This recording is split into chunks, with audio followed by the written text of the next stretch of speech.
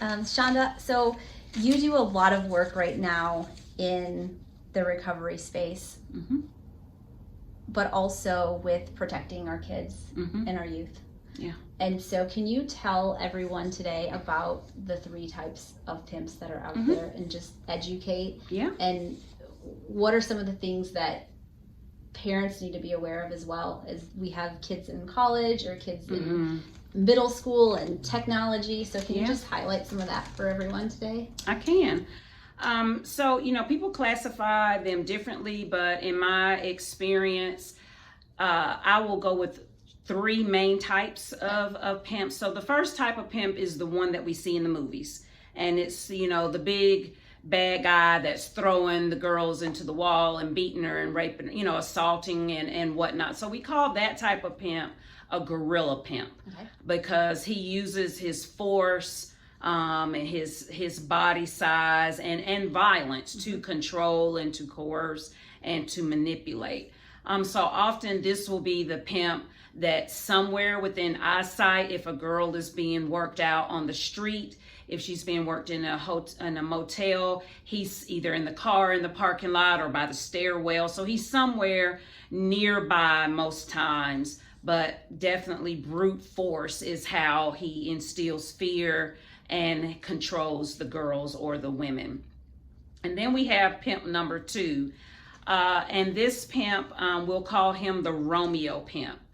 So he would be the pimp to be most concerned when children go off for college, because this is really the boyfriend pimp, Romeo boyfriend pimp.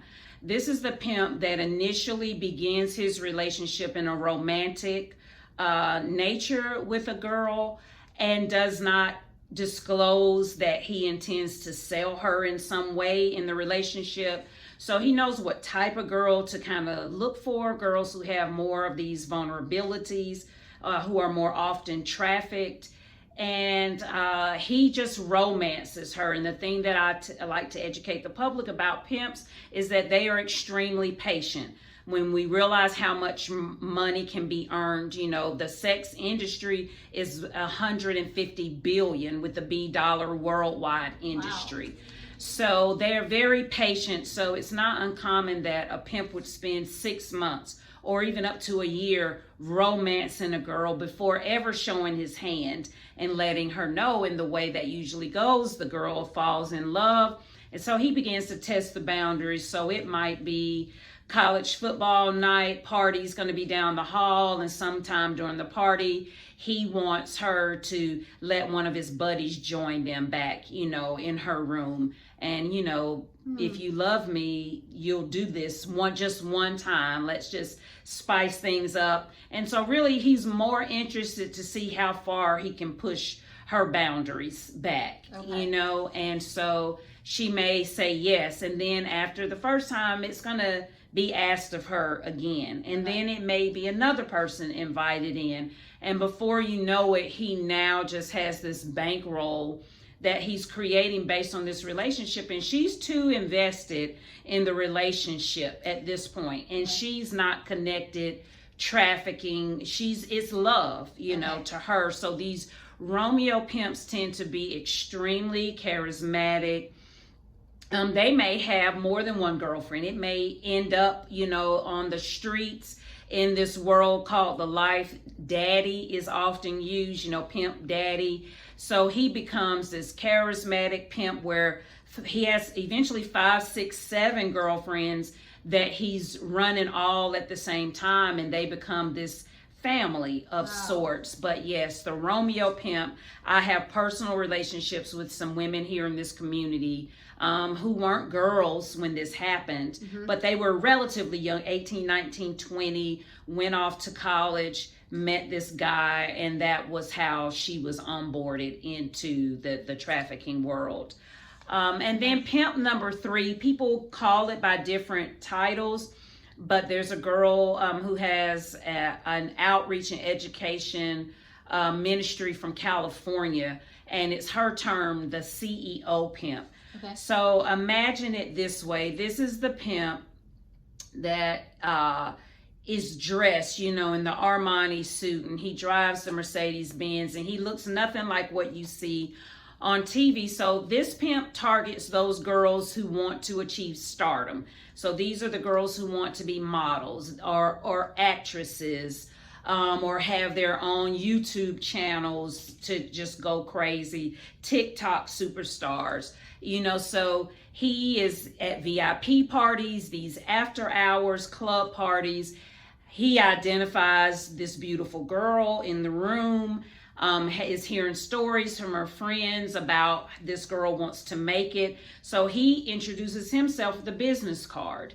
It may even have a QR code on it so that she can look at his portfolio of the girls that he's advanced on to these major gigs and deals, And so I know a girl who had this experience, gets the card from him.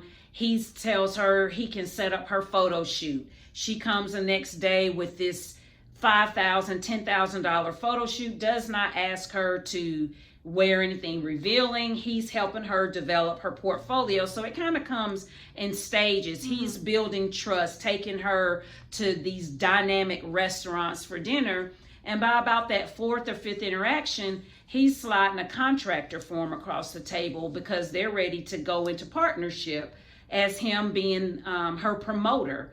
And so now what's going on that contract form? Her social security number, her home address back in Georgia, because she's out in California for school, Wow. And so he's able to get these details from her, and then it advances where he's secured her trust. She's got the hook in the nose, been reeled in with all of his prestige and his affluence and his connections in their community. And before long, the first invite may be to go work at a strip club, to be work a VIP room in one of the higher end strip clubs. And by now she's just so bought into this. Wow. Because he picked a certain type of girl from the beginning, where he identified vulnerabilities. And then that's when some type of sexual encounter takes place, whether it's with him or one of his colleagues. And now she's in, and now he has her details where he can leverage threats against her family or these pictures, because what starts off as professional pictures are now, the swimsuit thong pictures, and then maybe a blanket covering here. So now he's learned, he's interacted with her maybe 4, 5, 6, 2 and 3 hour interactions. Yeah. So that's the CEO Pimp. He does not come out front with, I want to trade sex for money in any form or fashion. He is a true business man. And this happens oftentimes within strip clubs as well.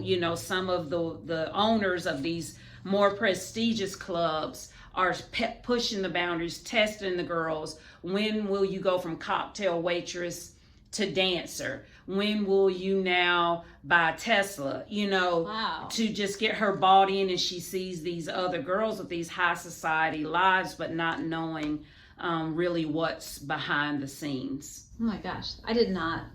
That was really good. Yeah. I guess I just didn't know some of those details. Yeah, and I think society really stays in the space of the gorilla pimp. So parents and caregivers are looking for the scary man, but they're not looking for a high school hockey coach. They're not looking for a Boy Scout or Girl Scout leader, because men and women are both predators in these fields. And sometimes a well-run organization, and I know that hurts to hear that term that way, but they will have a mixture, because doesn't every great business have that organization chart that leverages the strengths of everyone in it? So you'll find all three types, where there's a charismatic kind of social media pimp, then there's the gorilla pimp that's really working the girls on the street and in the motels, and then there may be the CEO pimp behind the scenes working the VIP parties in these prestigious clubs or casinos. That's another area where you'll see that CEO pimp frequenting on a regular basis. Thank you for that. That was a lot of information and also very knowledgeable Mm-hmm. on your end. So, yeah.